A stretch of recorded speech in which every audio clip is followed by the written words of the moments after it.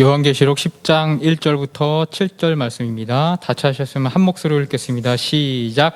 내가 보니 또 보니 힘센 다른 천사가 구름을 입고 하늘에서 내려오는데 그 머리 위에 무지개가 있고 그 얼굴은 해 같고 그 발은 불기둥 같으며 그 손에 펴놓은 작은 두루마리를 들고 그 오른발은 바다를 밟고 왼발은 땅을 밟고 사자가 부르짖는 것 같이 큰 소리로 외치니 그가 외칠 때에 일곱 우레가 그 소리를 내어 말하더라. 일곱 우레가 말을 할 때에 내가 기록하려고 하다가 곧 들으니 하늘에서 소리가 나서 말하기를 일곱 우레가 말한 것을 임봉하고 기록하지 말라 하더라. 내가 본 바 바다와 땅을 밟고 서 있는 천사가 하늘을 향하여 오른손을 들고 세세토록 살아계시니 곧 하늘과 그 가운데 있는 물건이며 땅과 그 가운데 있는 물건이며 바다와 그 가운데 있는 물건을 창조하신 이를 가리켜 맹세하여 이르되 지체하지 아니하리니 일곱째 천사가 소리내는 날에 그의 나팔을 불려고 할 때에 하나님의 그의 종 선지자들에게 전하신 복음과 같이 하나님의 그 비밀을 이루어지리라 하더라. 아멘. 우리 대한예수교 장로회 합동 측은 교단에 십자가를 배치하지 않습니다. 그래서 다른 곳에서 신앙생활 하셔다가 오신 성도님들 같은 경우에는 처음에 와서 하는 이야기가 질문들이 십자가가 없는 교회는 이단 아니냐라는 그러한 분위기로 자꾸 의문을 가지시고 물어봐요. 십자가가 중요한 것이 아니냐. 그리스도인들에게 십자가가 중요한 것인데 왜 강대상이라든지 교회 전면에 십자가가 없느냐라고 그렇게 물어보신다라는 것이에요. 지금 이 강대상 전면에도 십자가를 허전해서 놓기는 했지만 우리 합동 측은 이마저도 사실상 놓지 않는다라는 것이에요. 그 이유는 무엇일까요? 어떤 물건에 의미가 씌워주어서 숭배의 대상이 되는 것을 우리는 반대한다라는 그러한 뜻을 갖고 있어요. 그것이 심지어 성경책과 십자가일지라도 절대로 안 된다라는 개혁자들의 정신을 따라서 우리는 십자가와 그런 성경책 같은 것을 중요하게 여긴다라기보다는 우선 표상으로 여기지 않는다라는 것이에요. 냉면이 맛이 있으면요 고명에 신경 쓸 필요가 없어요. 그냥 편육구이만 하나 올려도 자신 있을 법한 것이에요.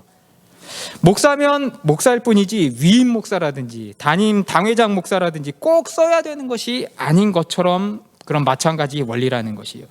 자기 위치에 대한 자신이 그렇게 없으니까 꼭 주보에다가 담임 목사라든지 위임 목사라든지 아니면은 사회자한테 위임 목사 담임 목사라고 하라고 그렇게 강제를 한다라는 것이에요. 목사는 그냥 목사고요. 중요한 것은 내가 어느 자리에 서서 하나님 앞에 이 권위를 받았느냐라는 것에 대한 것이 더 중요한 것이라는 것이에요. 그런 호칭에 영연하고 자신의 자리에 두려워하니까 전에 제가 얘기 드린 것처럼 지금은 내가 미국에 있을 때도 인도 보호 교통하여 주신 하나님의 역사와라고 그렇게 이야기하는 그런 아쉬운 유별을 떠는 그런 총극들이 일어나게 된다라는 것이에요. 우리는 그저 누가 알아주던 알아주지 않던 오직 복음 하나면 되는 사람이라고 이 자리에 모였다라는 것을 우리는 알고 있다라는 것이에요. 그래서 우리 교회는 십자가도 걸지 않고 또한 다른 교단처럼 절기별로 그 큰 십자가에 형형색색의 스톨이 뭐냐면은 그 머플러 같이 생긴 긴 거 있잖아요. 통합이나 감리교나 그런 데 보면 거기다 사순절에는 빨간색 들고 어느 새는 보라색 들고 이렇게 천을 이렇게 흰색 천을 걸어 놓는데 그러한 스톨 장식도 하지 않는다라는 것이에요. 그런데 이러한 일들이 지금만 있었던 것이 아니라 로마 교회와 비잔틴 교회가 있었던 그 시대, 즉 현대 그리스 정교회가 있었던 그 시대 때에도 이러한 성상에 관한 논쟁이 있었던 것을 우리는 보게 돼요. 로마 교회와 그리스 정교회가 분리된 사건 중에 성상 파괴 운동이라는, 즉 이코노크러스트라는 그런 사건이 있어요. 그리스도교 선교 초기부터 로마 교회는 글을 모르는 백성들 위로를 위하여서 그리스도의 중요한 사역들을 그림으로 그려서 도상으로 그려서 그것을 교회에 걸고 신자들이 그것을 묵상하는 것을 통하여서 교육의 용도로 사용하였던 것을 보아요. 그래서 로마 카톨릭이라든지 아니면 영국 국교회라든지 그런 곳에 가게 되면 꼭 유리창에다가 뭐를 걸어 놓습니까?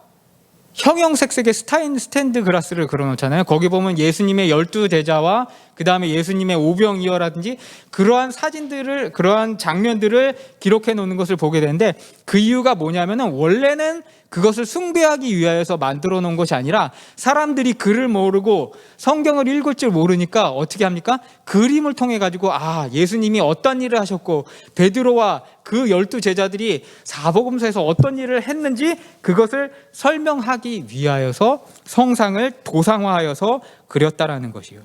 그런데 처음에 시작은 좋았으나 기독교의 역사가 700년, 800년이 흐르면서 그것이 마리아 숭배와 성자 숭배의 사상과 결합이 되게 돼요. 그리고 그것에 따라서 여러 가지 정치적, 신학적 대립들이 쌓이고 그 외에 다른 신학적인 대립들이 혼합되어서 쌓여서 결국 로마 카톨릭 교회는 그리스 정교회와 분리되게 되었다라는 것이에요. 그 시초 중에 하나가 성상 파괴 운동, 비잔틴 교회, 그리스 정교회의 성상 파괴 운동에서 시작되었다라는 것을 우리는 알고 있다라는 것이에요. 성상은 하나님이 지은 것이지만 당시 초대의 교회는 신앙의 보조 수단으로 사용했는데 700년, 800년이 지나가면서 그것이 어떻게 됩니까? 숭배의 대상이 되게 되었다라는 것이에요. 로마 교회의 이야기를 들어봐도 그 말도 맞고 비잔틴 교회의 말을 들어봐도 그 말은 다 맞아요. 그런데 결국은 이것이 이렇게 변질되게 된 것의 원인은 인간의 탐욕이 하나님이 주신 보편적인 은혜를 타락시킨 그 이유 때문이라는 것이에요. 제가 오늘 이 이야기를 처음에 시작한 것은 무엇이냐면요, 성경이란 것의 기록 목적이 대부분 학업과 관련 없는 일반 성도들에게 어떤 교훈과 그리고 그들이 실천을 할 수 있게 하기 위해서 기록되었기 때문에 그 부분을 현대 그리스도인들이 간과하면 안 된다라는 것이에요. 지금 현대인, 우리가 살고 있는 대한민국의 현대 그리스도인들은 70% 이상이 대학 교육을 받았어요. 그러므로 우리가 생각하기에 성경의 문자라든지 그런 부분을 해석하기 그렇게 어렵지 않지만 고대의 성도들은 문맹률이 지극히 높았고 이 교회의 성도들 중에는 노예들도 다수를 차지했기 때문에 그들은 글을 잘 해독할 수 있는 문해력이 없었다라는 것이에요. 그렇기 때문에 성경을 기록할 때도 우리가 생각하는 것처럼 문자의 의미를 담기보다는 그 문자를 통하여서 어떠한 도상을 만들고 그 도상을 통하여서 그 시대의 성도들, 노예라든지 아니면 하층 백성들, 복음을 받아들이는 백성들이 어떻게 됩니까? 하나님의 경륜을 이해하기 위하여서 기록하였다라는 것이에요. 물론 계시록의 말씀은 요한이 하나님으로부터 받은 것은 의심할 여지가 없어요. 그런데 중요한 것은 뭐냐면은 요한이 하나님으로부터 받았던 그 말씀을 바로 사람들에게 풀어놓으면 그 사람들이 그것을 이해할 수 있었다, 없었다? 없었다라는 것이에요. 그러므로 요한은 성도들이 받아먹기 쉽도록 일종의 도상 처리 과정을 통하여서 요한계시록에 있는 그 사건들을 뭡니까? 그림처럼, 영화처럼 그렇게 만들었다는 것이에요. 그러므로 우리가 성경을 읽을 때, 특별히 오늘 요한계시록을 읽을 때 요한이 무슨 빵상아줌마처럼 이렇게 삐릭삐릭 해가지고 하나님으로부터 직통을 받아가지고 그것을 여기다 그냥 프린트로 뽑아놓듯이 입에서 줄줄줄 나왔다라고 이해하면 안 된다라는 것이에요. 그의 목회적인 목적을 통하여서, 목회적인 목적을 가지고 성도들이 소화할 수 있게 그림 언어로 쉽게 표현하였다라는 것을 생각하여야 한다라는 것이에요. 계속 3달, 4달째 이야기 드리고 있는데 요한계시록에 나와 있는 영화 같은 장면, 두려운 장면들, 그리고 괴기한 장면들은 그 요한이 그것을 받은 것을 사람들에게 어떻게 합니까? 충격적으로 교훈을 주기 위해서 쉽게 그림 언어로 표현했다라는 것을 잊지 말아야 한다라는 것이에요. 오늘 10장에는 6번째 나팔 환상이 갑자기 끝나고 나서 갑자기 7번째로 넘어가기 전에 중단되는 현상이 나타나는 것을 보게 돼요. 그렇게 끊기면서 작은 책과 작은 두루마리와 힘센 천사가 나타나는 것을 보게 돼요.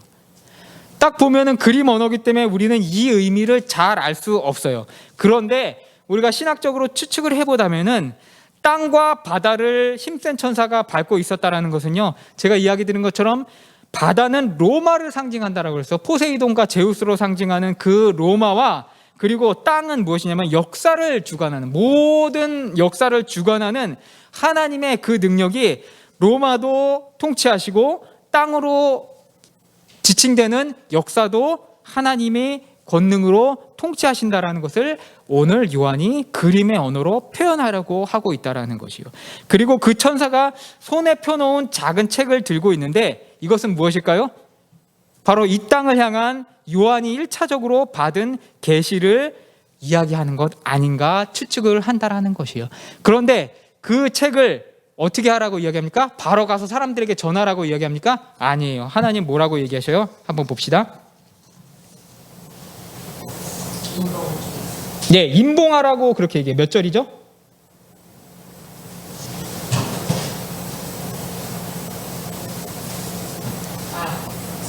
4절. 예, 4절 한번 봅시다. 시작. 일곱 우레가 말을 할 때 내가 기록하려고 하다가 곧 들으니 하늘에서 소리가 나서 말하기를 일곱 우레가 말하는 것을 임봉하고 기록하지 말라 하더라. 요한이 하나님으로부터 직통으로 계시를 받았는데, 하나님으로부터 계시를 받았는데 그것을 책에다가 바로 쓰면은 성도들이 받아들일 수 있다 없다? 없다라는 것이에요. 없기 때문에 그것을 기록하지 말고 어떻게 하니까 임봉하라고 이야기하셔요. 그리고 어떻게 해요? 그것을 네가 받아 먹으라라고 그렇게 얘기하면서 이제 다음 주에 얘기하겠지만 그것이 내 입에는 다나 뱃속에서는 어떻게 된다고요? 쓰다라고 그렇게 이야기하는 것을 보게 돼요. 사람들이 직접 받아들일 수 없다라는 것. 그러므로 아직은 기록하지 말라라고 이야기를 하고 있다라는 것이에요. 여섯 번째 나팔이 끝난 후 그 나팔 재앙이 아직 마무리되지도 않았는데 마무리 짓지도 않고 갑자기 이런 내용이 중간에 등장해서 사람들이 놀라게 되는 것을 보게 돼요. 이번만이 그런 것이 아니라 요한은 그 필체와 문체를 보게 되면은 그 이야기를 하다가 중간에 정신이 왔다 갔다 하는지 자꾸 주제를 벗어나는 이야기를 하는 것으로 사람들이 착각하고 오해하게 된다라는 것이에요. 전에도 6장에서 인나대저, 일곱 인, 일곱 나팔, 일곱 대접 저항이 세 차례에 거쳐서 나타나는데 일곱 인을 뗄 때에도 여섯 번째 인을 떼고 나서 어떻게 합니까? 갑자기 6장에서 뭐가 나와요? 6장과 7장에 14만 4천의 성도의 이야기로 어떻게 합니까? 3천포로 빠졌다가 다시 한번 돌아와가지고 일곱 나팔 부는 이야기를 하는 것처럼 이번에도 어떻게 합니까? 일곱 나팔, 일곱 대접에서 여섯 번째 일곱 나팔 이야기를 하고 와서 합니까? 여섯 번째 나팔을 하고 나서 일곱 번째 가기 전에 갑자기 무엇을 얘기해요? 한 천사와 한 힘센 천사와 작은 두루마리 이야기로 잠깐 삼천포로 빠진다라는 것이에요. 인간이 보기에는 주제와 상관없는 이야기를 하면서 횡설수설을 반복하는 것을 보게 된다라는 것이에요. 그래서 성경에 대해서 편향적인 생각을 가진 사람들은 이것이 성경의 편집 내지는 조작설의 증거라고 그렇게 이야기를 하기도 한다라는 것이에요.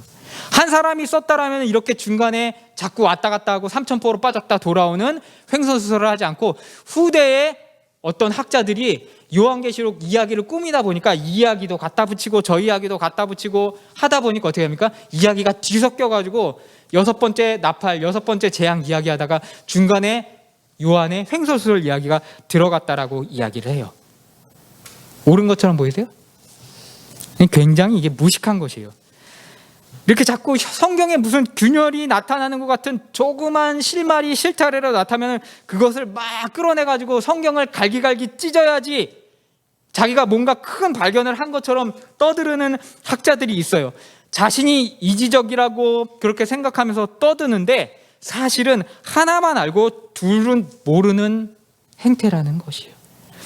눈 가리고 아웅하니까 이상한 것만, 이상한 실타래만 나오고 그것을 통해서 어떻게 합니까? 성경을 파괴하는 그런 일들이 일어나게 된다는 것이야. 중학교입니까? 고등학교입니까? 거기만 졸업을 해도 우리는 이야기 속의 이야기라는 형식 구조를 알아요. 한국말로는 그걸 뭐라 그래요? 액자식 구성이라고 그러고 영어로는 뭐라 그래요?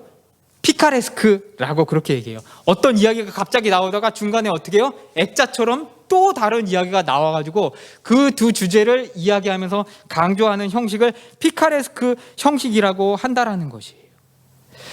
피카레스크 형식을 중학교, 고등학교만 졸업해도 현대 사람들은 알고 있는데 성경을 연구하는 학자들이 그 피카레스크 형식에 대한 어떻게 합니까? 고려가 없이 무조건 이거는 다른 이야기가 들었으니까 요한이 만든 것이 아니라 다른 사람이 편집한 것이라고 이야기를 한다라는 것이에요. 여러분이 일기를 쓰고 여러분이 소설을 지었는데 만약 만년 뒤에 유인원이 이것을 보고 잘난 척 연구하다가 이거는 이야기가 두 이야기가 들어갔으니까 이것은 한 사람이 쓴 것 아니에요, 통일성이 없네 라고 다 조작이라고 이야기하면은 여러분 그 장면을 보시면서 어떻게 할까요? 웃기시겠죠? 내가 쓴 거 맞는데, 내가 내 주제에 내가 쓴 것을 주제를 강조하기 위해서 두 이야기를 지어봤는데 저 원숭이 같은 놈들이 어떻게 합니까? 그걸 갖고 찍고 발기고 까부르면서 웃고 떠들면서 어떻게 합니까? 잘난 척 한다라는 것을 보게 된다라는 것이에요. 요한과 하나님이 보시기에 얼마나 우습겠냐라는 것이에요. 똑같은 것이에요. 여러분, 우리 인생이 뭐 그리 잘났습니까? 통일성이라고는 개 먹이 줄 만큼도 눈꼽만큼도 없는 인생인데 하나님 말씀 앞에서는 맨날 통일성을 찾는 것이 참 웃긴 것이라는 것이에요. 이해의 한계가 있으면 하나님 앞에 기도하면서 그것을 겸손히 인정하면 되는데 통일성도 없는 인간들이 통일성만 주구장창 따지다 보니까 성경을 결국에는 어떻게 합니까? 갈기갈기 찢게 된다는 것이에요. 모세오경도 모세가 짓지 않고 후대 사람들이 다 짜맞힌 것이다. 그래서 다 틀린 것이다. 그리고 홍해는 바다가 아니라 갈대밭이라 해가지고 거기 모세가 운 좋게 발견해가지고 건너간 것이다 라고 그렇게 얘기해요. 그러면 거기서 빠져 죽은 애굽의 군대는요, 접신물에 코박고 애굽의 대군대가 다 거기서 멸절했어요. 하나님의 은혜와 하나님의 능력을 격화시키다 보니까 말이 안 되는, 서로 상충되는, 모순되는 그러한 일들을 벌이게 된다라는 것이에요. 믿음이 없으니까, 안 믿어지니까 자꾸 이성에 짜맞추려고 이 도구 저 도구를 들이대다 보니까 피카레스크 구성이라는 그것 자체는 어떻게 합니까? 눈 감고 그냥 성경을 난도질하고 잘난 체 하는 것, 결국 성경을 하나님이 주신 책이 아니라 인간이 만든 책, 우화로 취급하는 그러한 일들을 학자라는 분들, 신학자라는 사람들이 벌이게 된다라는 것이에요. 그런데 지금 계속 이야기 드린 것처럼 요한의 의도는 그것이 아니에요. 계시록에서 이렇게 스토리가 중지되어 가는 듯, 그 다음에 스토리가 한 번씩 방해받는 듯 하는 것은 철학자도 아니요, 배움이 많은 것도 아닌 그 어린 성도들이 소화하기 쉽게 그림으로, 도상 언어로 계시록을 녹여 보여주다가 사람들이 너무 그 그림에 몰입해가지고 성상숭배처럼 하나님이 원하시는 메시지를 잘못 받을까 봐 어떻게 합니까? 중간중간에 한 번씩 어떻게 해요? 환기를 하면서 내가 그림을 계속 너에게 보여주지만 이 그림이 중요한 것이 아니라 무엇이 중요하다고요? 이 안에 담겨있는 하나님의 뜻, 신학적 의의가 무엇인지 까먹지 말라라고 계속하여서 이야기를 하고 있다는 것이에요. 그것이 요한계시록 6장에 있는 14만 4천의 이야기와 오늘 10장에 나오는 한 천사와 작은 두루마리의 이야기라는 것이에요. 이 삽입장들을 넣어서 내가 이 계시록을 기록함의 목적은 재앙들이 공포스럽고 두렵고 무서운 것, 그것을 너희가 소비하라고 이것을 기록한 것이 아니라 이 내용은 신자들에게 승리를 주시기 위하여서 하나님이 끝까지 개입하시고 하나님이 끝까지 놓지 않는다라는 것을 보여주기 위해서 어떻게 합니까? 7장을 기록하였고 오늘 10장도 기록하고 있다는 것이에요. 그래서 한 힘센 천사가 나타나서 한 발은 바다에, 한 발은 땅에 걸치고 어떻게 합니까? 말씀을 들고 그 땅과 바다를 통치하는 것을 보여주고 계시다라는 것이에요. 그런데 세대주의자들은 휴거에 대한 그러한 기대를 통하여서 교회의 목적이 마치 재난을 피하는 것에 목적을 둔 것처럼 그렇게 초점 지어서 이야기를 하고 설교를 해요. 우리의 성숙한 분량은 분명히 휴거에만 있는 것이 아니라 시련과 고난을 통하여서 완성되는데 그 시련과 고난을 어떻게 합니까? 피하는 것이 교회의 목적인 것처럼 이야기해요. 노아의 시대 때 방주를 타는 것을 통하여서 하나님이 스토리를 이어가셨지만 재난의 시대 때는 무조건 방주를 타는 것이 스토리를 이어가는 것이 아니라, 무조건 휴거되는 것이 스토리를 이어가는 것이 아니라, 노아의 시대를 지나서 이제 마지막 재림의 시대 때 하나님이 원하시는 것은 무엇이에요? 성자들이 아니라 신자들이, 성도들이 뭡니까? 거룩하고 장성한 분량에 이르기를 원하신다라는 것이에요. 그 성숙한 분량은 기적으로 일어나는 것도 아니요,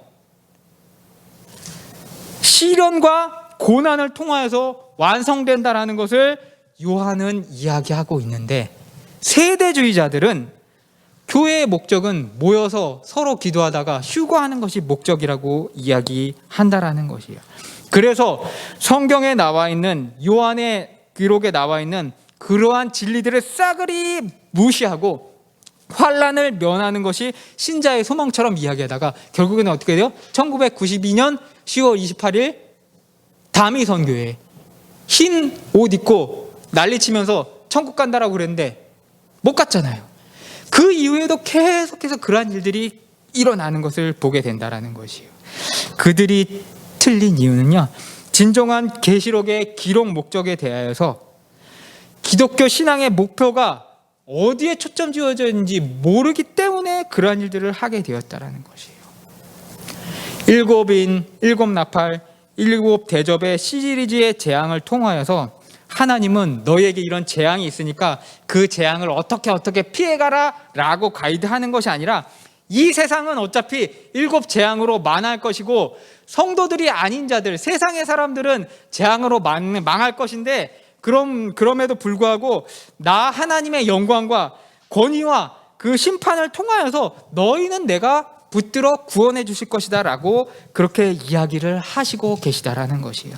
그것이 5장에서는 하나님이 그 능력을 어린 양 예수 그리스도께 주어서 그 어린 양 예수 그리스도로 말미암아 그 백성에게 그 구원이 허락되는 것으로 나타나고요, 오늘 10장에서는 힘센 천사를 통하여서 그 말씀, 그 작은 책이 전해지는 것으로 그림을 그리워지고 있다라는 것이에요. 그러므로 10장 7번째 나팔을 위한 전주곡이 오늘 10장에서 나타나고 있고요, 10장 11장에서 나타나고 있고요, 마지막 최종 심판 전까지 우리가 잊지 말고 기억해야 될 것은 뭐냐면요, 너희 교회의 책임이 무엇인지 돌아보고 그것을 통하여서 하나님이 베푸신 구원이 완성될 것인지 다시 한번 돌아보고 생각하라 라는 그러한 의미에서 10장의 열린 작은 책과 11장의 두 증인 이야기를 난데없이 삽입하고 있다라는 것이에요. 그렇다면 우리는 환난을 면하는 것이 신자의 소망이 아니라고 지금까지 이야기했어요. 그렇다면 우리의 책임이 따로 있다라고 했는데 그것은 무엇일까요? 요한계시록을 시작하면서 첫 번째 기록을 여러분 기억하실 거예요. 3, 4장에 어떤 이야기가 나옵니까? 7교회를 향한 예수 그리스도의 편지가 나오는 것을 보게 돼요. 우리는 제왕과 뜬모를 묵시를 요한계시록에서 찾아서 헤매는데, 예수님께서는 교회를 향하여서 먼저 어떻게 시작합니까? 교회는 어떠해야 해야 하고, 교회는 무슨 일을 해야 되고, 너희는 무엇을 찾아야 되는지 그것부터 정의하고 시작했다라는 것이에요. 요한계시록은 두 과씩 편지라는 것을 우리는 깨달아야 한다는 것이에요. 교회에게, 특별히 빌라델피아 교회를 보게 되면 적은 능력을 가졌는데 하나님께서 빌라델피아 그 적은 교회에 열린 문을 두셨다라고 이야기해요. 그리고 라우디게아는 부유한 교회였고 큰 메가처치였는데, 라우디아 교회는 뭐라고 얘기하십니까? 너희들이 눈이 멀었으니까 안약을 사서 눈을 고치라라고 책망을 하고 계셨다라는 것이에요. 그때도 이야기했지만 교회가 크고 작고 그것이 중요한 것이 아니라는 것이에요. 그리고 교회 안에 자꾸 이러한 구호들을 외쳐요. 민족복음화, 세계복음화, 그런 구호들을 외쳐요. 물론 중요해요. 그런데 교회의 민족복음화와 교회의 세계복음화, 그것이 우리가 내세울 목적은 아니라는 것이에요. 개인의 구원과 개인이 하나님 앞에 어떻게 서는 것이 더 중요하다라는 것을 이야기하고 있어요. 온 족속과 온 방언에 복음을 전하는 것은 물론 우리의 비전이고 우리의 꿈을 될 수 있지만, 모든 사람이 다 거기에 나가서 순교하고 십자군 전쟁 나가고 그러한 것이 하나님의 목적은 아니라는 것이에요. 신자로서 자기가 앉아있는 자리에서 어떻게 해요? 자신의 책임과 자신의 임무와 자신의 직업을 잘 소명을 받들어서 해야 된다는 것이에요. 그런데 자꾸 그 사람들을 내보내려고 하고 그 사람들을 통해서 이윤을 창출하고 그 사람들을 통하여 가지고 세력을 넓히다라고 보니까 무슨 선교회라고 차려놨는데 결국 보면 어떻게 해요? 이게 선교회인지 여행사인지 구별할 수 없게 된 시대가 지금 한국교회의 모습이라는 것이에요. 교회라는 것은요, 큰 능력을 발휘하고 어떠한 카리스마틱한 지도자 밑에서 앞으로 나가자, 칼 들고 나가자, 그리고 모든 사람들 앞에 칼로 복음을 전하자라는 십자군 전쟁 같은 것이 아니라는 것이에요. 혹은 세상에 잘 보여서 세상 사람들이 보암직도 먹음직도 하게 하여서 그 사람들을 꼬시는 것도 교회의 목적이 아니라는 것을 이야기하고 있어요. 교회는 적은 능력을 가지고요, 인내의 말씀을 지키는 것이고 그 말씀을 지키는 것 외에는 다른 무엇도 혼합되지 않게 하고 혼합되는 것을 방지하기 위해서 끝까지 버티는 것이 교회의 최고의 사명이라고 요한계시록 속에서 요한은 오늘 교훈을 하고 있다는 것이에요. 물론 그 과정에서 교회가 클 수도 있어요. 무화과 나무에 무화과 잎이 무성하듯이 잎이 무성할 수 있어요.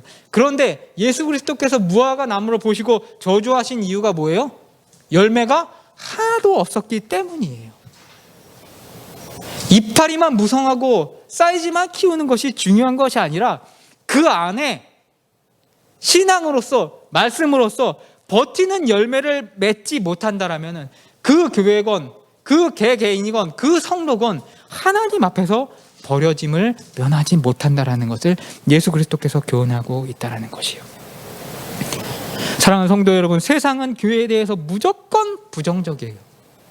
코로나도 교회 때문에 일어났다라고 이야기하고 여러 가지 모든 것이 다 예수쟁이들 때문이라고 이야기를 하고 박해하고 핍박하려고 그렇게 얘기해요.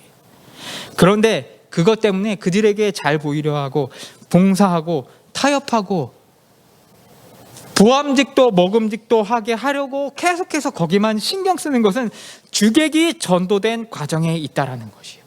라오디게아 교회가 욕을 먹은 것이 무엇이에요? 그것 때문에 그렇다는 것이에요. 돈은 많고 사이즈와 규모 면에서는 탁월했지만 그리스도인으로서의 향기, 그리스도인으로서의 복음의 정수를 다 잊어먹음에 있었다라는 것이에요. 기독교는 어떤 세력이 아니고요, 기독교의 승리는 결국 어쩌건 저쩌건 예수 그리스도의 재림과 하나님의 최종 심판을 통하여서만 이루어진다라는 것이에요. 교회가 무슨 어떠한 세력을 얻어서 어떤 기독교 국가를 만들고 결국 국가를 통하여서 세상을 이긴다? 그런 것은 없다라는 것이에요. 1700년대, 1800년대에 네덜란드 화란에 아브라함 카이퍼라는 신학자가 있었다라고 얘기를 했어요. 그분이 수상도 하고 재상도 지낸 분이었는데 칼빈주의의 최고봉 학자였는데 그 양반의 책조차도 보면은 처음에 서문에 보게 되면은 이 동양 사람들, 동남아시아 사람들에 대하여서 굉장히 미개한 원시인 취급을 하는 것을 보게 돼요. 서구 유럽만 하나님의 나라라고 하는 그러한 편협한 생각을 그 양반이 가지고 있는 것을 보게 돼요. 왜요? 국가에 몰입되어 있어서 그래요. 그리스도 국가, 그리스도의 복음을 통하여서 영토를 넓히는 것에 어느 정도 그 양반이 몰입되어 있기 때문에 그러한 일들을 하는 것을 보게 돼요. 그런데 하나님의 나라는 그런 국가에 있지 않아요. 하나님의 나라는 작은 곳 안에, 여러분 안에, 그리스도인 개개 안에 있다라고 이야기를 한다라는 것이에요. 300년이 지나지 않아서 그 기독교 국가 네덜란드 화란은 어떻게 됐어요? 돈이면 무엇이든지 잘 할 수 있는 그러한 나라가 됐다라는 것이에요. 세계에서 성매매가 합법화되어 있는 몇 안 되는 나라 중에 네덜란드가 들어가 있고요. 안락사도 가능하고요. 모든 것이 다 자유로운, 정말 똘레랑스의 극치를 가지고 있는 세계가 네덜란드가 되었다라는 것이에요. 그러므로 사랑하는 성도 여러분, 여러분이 변화되지 않고 여러분이 삶 속에서 그리스도의 향기를 나타내지 않는다라면 하나님의 나라와 하나님의 심판은 이루어지지 않는다라는 것을 깨달으면서 그 삶을 살아나가시는 우리 금안석교회 성도님 되시기를, 예수님의 향기를 바라시는 우리 성도들 되시기를 주님의 이름으로 축원하면서 오늘 설교를 마치도록 하겠습니다. 우리 기도하시겠습니다.